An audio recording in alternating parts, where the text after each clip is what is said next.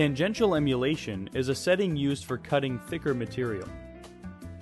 As the cutter comes to a corner, it will slightly lift the blade out of the material, place the blade on the material to position it in the next direction, and then continue cutting in that direction. This prevents the corners from being torn or lifted up. In the Tangential Emulation menu, several choices are provided.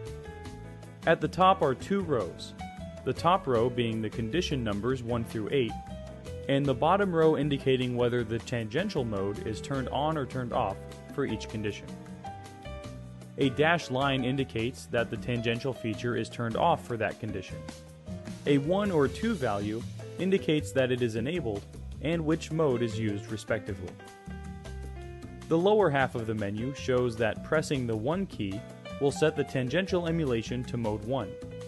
Pressing the 2 key will set the tangential emulation to mode 2. The difference between mode 1 and mode 2 is simple. Mode 1 will overcut on each corner. This is especially needed when cutting the more supple medias, such as sandblast rubber. On the other hand, mode 2 does an overcut only at the start and end points of a shape. Mode 2 can be used for media that are not as supple or stretchy. Pressing the 3 key disables tangential emulation mode altogether.